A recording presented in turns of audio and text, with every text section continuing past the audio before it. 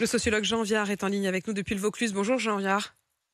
Bonjour. Merci d'être avec nous. On dit parfois que le bénéfice des vacances part en fumée au bout de quelques jours de travail. Là, c'est pas tant les vacances, c'est presque le bénéfice des JO. On a l'impression que ce moment, cette parenthèse où la France s'est presque reposée d'elle-même et a osé enfin être fière, heureuse, ça y est, c'est déjà derrière nous, avec les semaines de blocage politique qui se réinstallent. Je dirais pas ça. Je trouve pas qu'on a les signes de ça. On entend ça dans la classe politique, on entend ça dans les grands médias.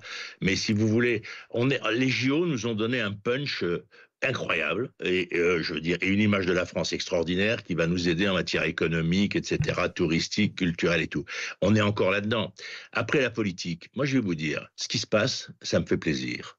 Au fond, c'est la fin de la Ve République où il suffisait d'avoir 25% des voix pour gouverner le pays. Ce qui était d'ailleurs le cas, par exemple, du président Macron. Chaque fois, il a 25%. Au deuxième tour, on vote pour lui, on vote pas pour lui, on vote contre Le Pen. Et puis, on avait fait Jacques Chirac, etc. On rentre dans un autre système politique.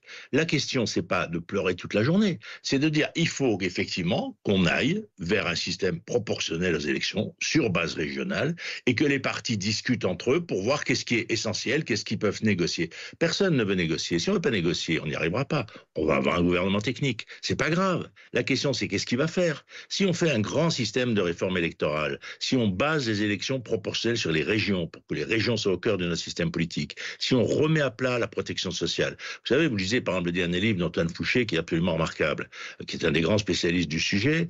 Il dit, il y a 100 milliards à enlever des salaires. Pourquoi? Parce qu'on a construit notre modèle social sur un modèle industriel de l'après-guerre qui n'existe plus. Donc forcément, les salaires sont... Il y a 44% de charges diverses, impôts, machin, sur les salariés. Et c'est pas possible. En fait, aujourd'hui, on Donc, ne s'enrichit évidemment, plus dans le livre d'Antoine Fouché auquel vous faites référence et qui est passionnant et qui invite à une sorte de Big Bang où on retournerait complètement la fiscalité française en disant c'est pas normal qu'aujourd'hui ce soit pas par le travail qu'on puisse s'enrichir et que donc mais bien entendu. il faudrait baisser la fiscalité sur les revenus du travail, qu'on puisse être salarié et s'enrichir, qu'on puisse travailler et s'enrichir et puis en revanche augmenter la fiscalité sur les revenus notamment du capital. Hein. Si je résume et faire Oui, payer mais vous avez... et faire payer aussi d'ailleurs les retraités les plus Mais fortunés. bien sûr. Mais bien sûr, je veux dire, à un moment, il faut être dans la réalité de notre société. Je veux dire que la réalité, c'est que le travail, ça ne motive pas les gens à travailler. D'abord, ils vivent pas bien, ce qui est quand même un premier problème. Deuxième problème, ça les motive pas à travailler plus. Or, on est dans une période de révolution industrielle, de révolution écologique qui nécessite énormément d'innovation, de réformes, d'énergie, etc. Et on charge le baudet avec un sac trop lourd. Faut dire les choses comme elles sont. Donc, je veux dire, la question, elle n'est pas, est-ce qu'on augmente le SMIC? Oui, il faut augmenter les revenus, mais la question, notamment, parce que en gros, on veut 10%, c'est ce qui est en discussion, mais on l'augmente comment? On l'augmente non pas en disant les patrons peuvent payer, ah oui, les patrons ils gagnent de l'argent, etc. Puis après on dit oui, mais l'essentiel des Français est dans des petites entreprises. Il y en a 28 000 qui viennent déposer leur bilan. Donc on est des discussions à la mort moelle-neu.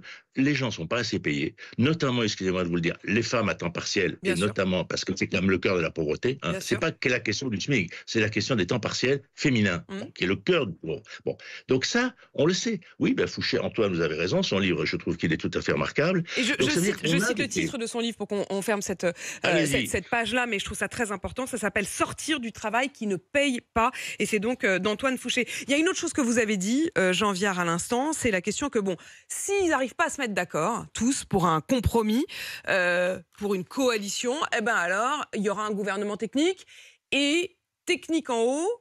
Et en revanche, les élus locaux qui prendront davantage de responsabilités. Vous avez cité les régions, on pourrait citer aussi les communes ou les communautés de communes. Mais bien entendu, je veux dire qu'à un moment, si les élus nationaux sont mauvais, il n'y a qu'à les laisser de côté. Je veux dire qu'on a la société, ce qui est bien dans l'Assemblée d'aujourd'hui, c'est qu'elle représente nos sensibilités, à peu près. Hein. Il y a à peu près un tiers d'extrême droite. Bon, c'est la France, quoi. Et au lieu de se dire, on a une Assemblée qui représente la France, comment on fait pour avancer comme ça? On dit, on voudrait cacher toute une partie. Alors, il y en a qui ont 28% des voix, ils crient, on a la majorité. Mais je sais pas, moi, je sais compter, c'est pas vrai. Les Macroniens ont pris une claque, tout le monde l'a vu, même s'ils existent, ils ont encore pas mal de députés. Donc, la question, elle est, si vous voulez, finalement, de renverser le discours, de se dire on a une assemblée qui représente bien la France, c'était pas arrivé depuis extrêmement longtemps, comment on en fait une force pour modifier le système social et de l'autre côté le système électoral. Peut-être que c'est pas aux élus de le faire. Je veux dire, c'est pas toujours le médecin qui se soigne mieux lui-même. On dit toujours le médecin est le plus mal soigné. C'est peut-être pas aux élus. Ça peut être aux élus locaux qui, dans ce pays, ont un poids énorme, sont pas respectés. Il faut dire les choses. Il faut ici la question. Devrait être respecté davantage parce que précisément en réalité c'est eux qui font le plus. Mais aussi parce que les problèmes économiques de la Bretagne ne sont pas ceux de la Provence. Et que le fait de gérer tout. Vous voyez, moi j'ai un fils qui était à La Réunion pendant des années, c'est administratif, tous les ans il devait faire un dossier pour expliquer pourquoi il n'avait pas acheté chasse-neige. C'est quand même, raconter ça, les gens disent, non mais ils exagèrent. Oui, mais c'est comme ça. Voilà. C'est ça, il devait remplir le dossier pour justifier que dans le budget de la commune, il n'y aurait pas de chasse-neige.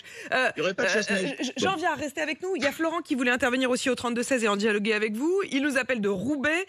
Bonjour Florent. Bonjour Pauline. Vous êtes responsable clientèle dans quel secteur? La propreté. La propreté. Florent, est-ce qu'il faut, vous l'entendez, Jean-Pierre, il dit au fond, vous savez quoi, s'ils n'arrivent pas à se mettre d'accord, on met un gouvernement technique et puis on donne plus de pouvoir aussi aux élus locaux. Vous en pensez quoi de ça, Florent? Entièrement d'accord parce qu'aujourd'hui à l'Assemblée, c'est des personnes qui sont relativement, on va dire, déconnectées du terrain. Ils sont sur le terrain pour les élections, le reste du temps ils sont à Paris. Aujourd'hui, il n'y a pas vraiment de majorité qui se dessine. Il y a un parti qui a plus de voix au global sur la France que d'autres. Après, il y a eu ces alliances qui ont été faites entre Emmanuel Macron et le parti d'Emmanuel Macron et la NSP pour éviter une trop grosse progression du RN. Bon, et si pendant ce temps-là, Florence, ça dure sans Premier ministre, ça vous dérange pas plus que ça? Absolument pas. Regardez, depuis qu'on a plus une Premier ministre et plus de gouvernement en ce moment, vous avez vu, on a moins de mauvaises nouvelles. Moins de clément anxiogènes, moins de réformes qui punissent le peuple. Moi, ça me va pour l'instant. Aujourd'hui, j'ai pas de bonnes nouvelles, mais j'en ai pas de mauvaises non plus. Et c'est peut-être ça qui me satisfait le plus. Donc attendre. Florent depuis Roubaix, RMC du Nord au Sud. On vous retrouve, Jean Viard, vous dans le Vaucluse. Est-ce que politiquement, malgré tout, ça n'est pas une machine à mécontentement, pour reprendre le mot de Brice Teinturier de l'Institut de sondage Ipsos, qui disait le fait d'avoir refusé Lucie Castet ou un gouvernement NFP, ça va générer de la frustration? Mais écoutez, d'abord, j'ai vu un autre sondage qui dit qu'il y a 19% des Français qui sont en colère. Donc, c'est quand même pas non plus énorme. Je dis, après, je m'excuse, la Ve République, c'est le président qui nomme le Premier ministre. On peut en penser ce qu'on veut, mais on ne se présente pas. C'est pas une élection. Et je crois qu'à un moment, il faut qu'on respecte tous les règles. Et c'est important. Il faut pas être anti-parlementaire du tout. Mais je pense qu'on est au bout d'un système où, effectivement, une minorité gouvernait au nom de tout le monde, et puis les autres allaient, et on voyait bien comment c'était. Ce système a correspondu à la guerre d'Algérie, il a correspondu à tout ça. Je ne veux pas l'enlever, c'est l'histoire de France. Et c'est la fin de la guerre d'Algérie. Heureusement qu'il y avait ce système pour l'arrêter.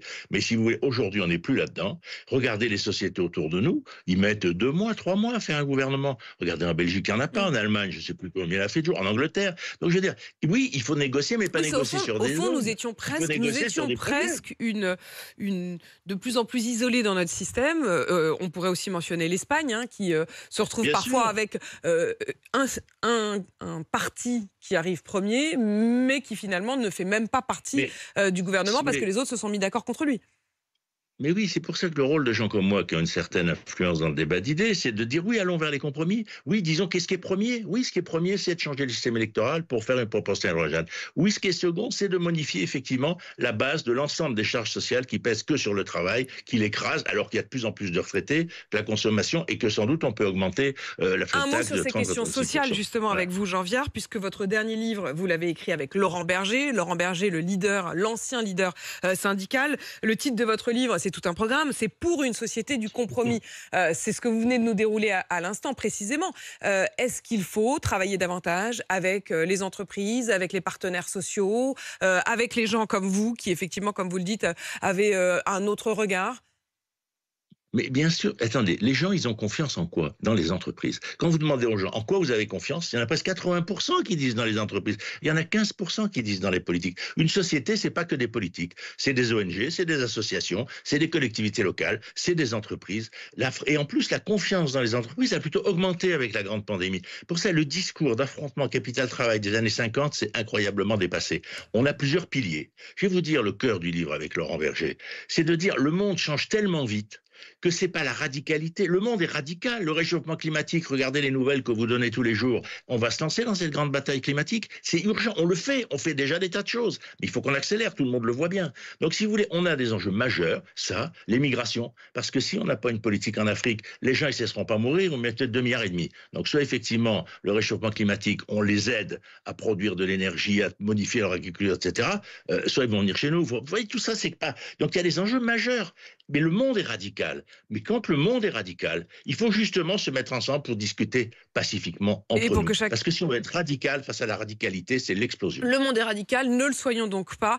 C'est aussi votre cri du cœur ce matin. Jean Viard, merci d'avoir fait le point avec nous, sociologue, directeur de recherche au CNRS. C'est donc le titre de votre dernier livre, Pour une société du compromis. C'est écrit avec Laurent Berger.